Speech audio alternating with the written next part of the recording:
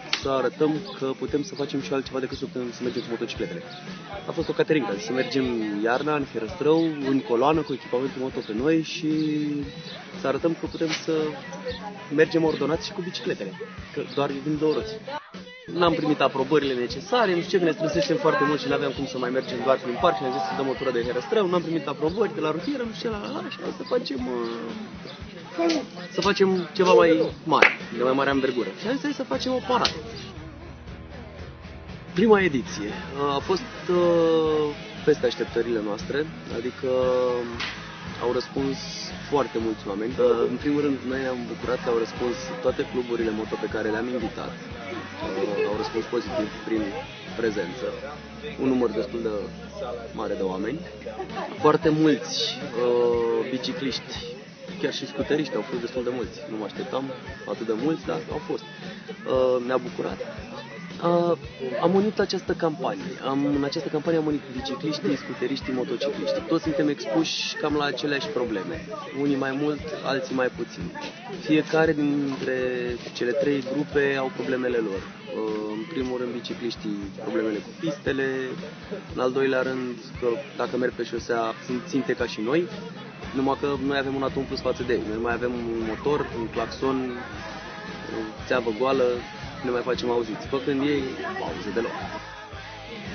Dar dacă faci o paradă, să vină oamenii, merg 8 km și după aceea se duc acasă. Nu merge. Hai să facem ceva și mai mare, cum ar fi să facem un concert.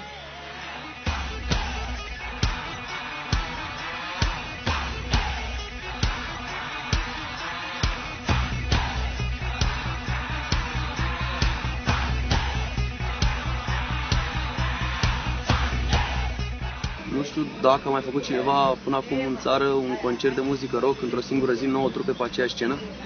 A fost foarte greu, foarte multă muncă din partea tuturor, dar a ieșit bine, cel puțin așa am simțit noi.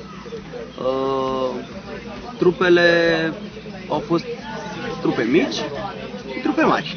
Trupele mari sunt trupe consacrate și, nu știu, cred că a fost frumos. Din punctul meu de vedere a ieșit bine.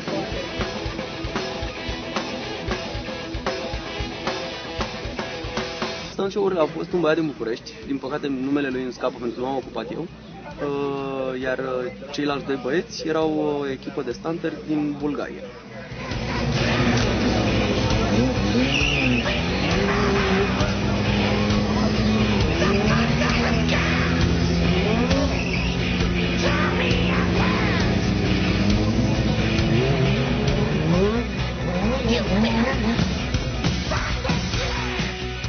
Scopul a fost să ne facem văzuți, să conștientizeze lumea că cel puțin motocicliștii și scuteriștii în momentul de față au aceleași drepturi ca și ei, adică pot să merg oriunde vreau eu pe banda aia, nu trebuie să merg pe stânga sau pe dreapta,